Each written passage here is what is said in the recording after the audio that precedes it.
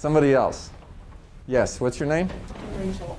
Rachel? Okay. What do you got? So I have two specific struggles that I'd love to have. One of my desired outcomes is to have some type of resolution for it. One is the sheer volume of email that we have here at this company, and some departments are worse than others. But my system that I had did involve dragging stuff into personal folders and putting it on the task list for the date. But once the volume increased, my system fell apart. So now I don't have a system, and I have hundreds of emails in my inbox. And when you say the system fell apart, what do you mean by that? I just had too many coming in, and I couldn't manage to take the time to figure out when it's due and drag it. I mean, sometimes it takes a little back and forth with whoever sent it, saying, you know, hey, when do you really need this? And I just didn't have time for it anymore, and so now it's just falling behind. And then the other challenge is there are groups in the office, without calling anyone out, who have emergencies. Are they in the room?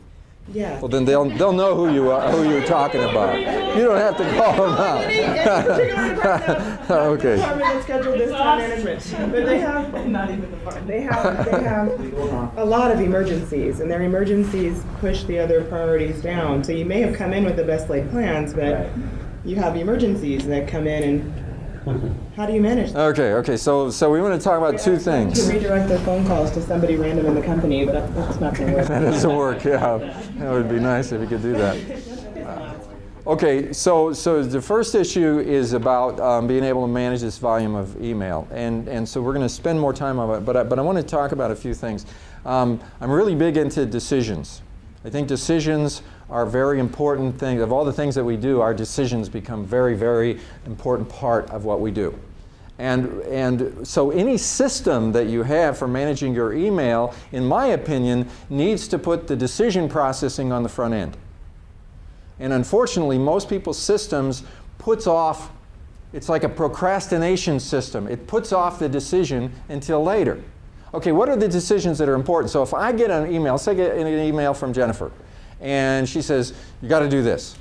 All right, so the second part of your thing is about negotiation. I'm going to talk about that in a minute. But let's just assume that we're going to do it. She says, do it, we're going to do it. All right, so now the thing that you've got to decide is, let's say she says, I need this thing Friday. All right, now you think about it, and the first thing you want to do is it's very, you see, your system is going to keep you plugged into what you can and can't do. See, a lot of people don't know what they can and can't do. So if they are in the mode of saying yes, they say yes to too many things, and then they get too many things on their plate. If they're in the mode of saying no, they just tick people off. But what you really need is an accurate way of assessing what you can and can't do. So you might say, and this is a little bit on negotiation, you might send an email back to Jennifer to find out how critical it is, and say, Jennifer, it's going to be very, very difficult for me to get this to you by end of day Friday, but I can definitely get it to you by end of day Tuesday. Would that work for you? She comes back and says, yes, that'll be fine. Okay, now what we did, and she says, or she says, absolutely not. Absolutely not. The whole team is kind of smirks. You haven't tried negotiating yet. Okay, so whatever you negotiate in your emails, that is it. Now, what have you done? You have now taken enough time to where you have gotten it to a deadline, and you've committed to the deadline. The next thing I do is I drag the email over to tasks and release it, pops up a task. I now put the deadline in there and a reminder. The reminder is set automatically. And the title is Send XYZ Report to Jennifer. So that when I scan my tasks, first of all, the only thing in tasks is tasks. Secondly, everything's got a due date, so I can see what's coming up. Thirdly, I don't even have to go into them because the subject line itself, their one line, tells me exactly what I have to do in my own words. And they're sorted into categories, which we're going to talk about.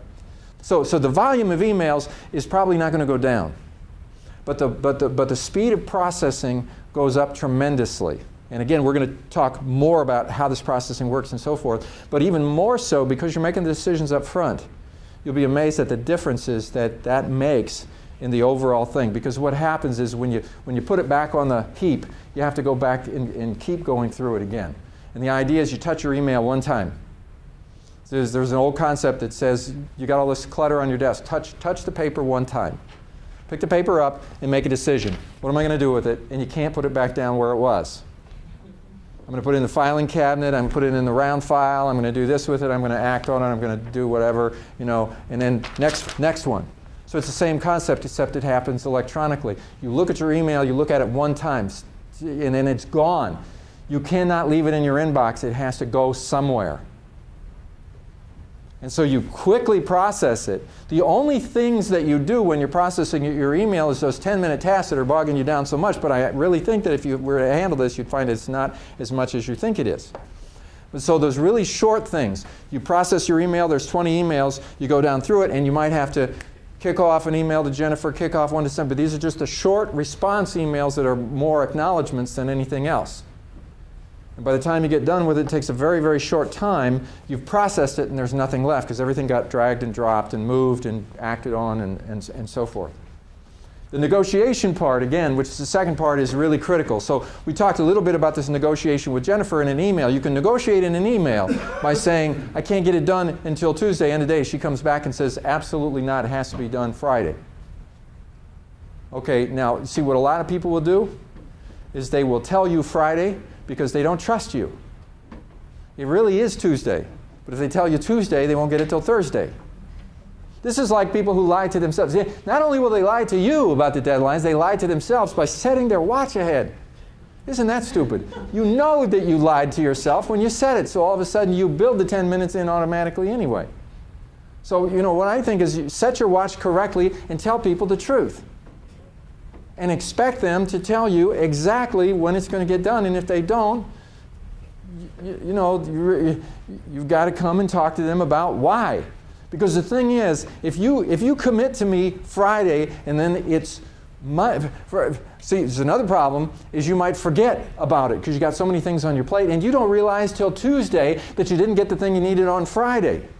And now you're really in trouble. So then you go back to them and you say, where's the thing you were supposed to give me on Friday? And now it's Tuesday. And they go, oh yeah, well, you know, my boss gave me all this stuff and I got really busy. The first thing that occurs to me is, when did this first start happening? You thought you were going to give it to me Friday until some point that somebody gave you more stuff, and then in your mind you said, well, I'm going to work on this instead. Why didn't you tell me? Why didn't you tell me on Thursday you weren't going to give it to me on Friday? Why did I have to call you on Tuesday, the Tuesday after the Friday, only for you to tell me that you were too busy last week to get it done, and you're still not telling me when you're going to get it done? It just doesn't make any sense. So now now I want to negotiate with you on how we're going to be in the future. This is negotiating behavior. So in the future, all I ask is this. When you commit a date to me and then you find out that you can't do it, let me know as soon as you know. So at least that I'm aware.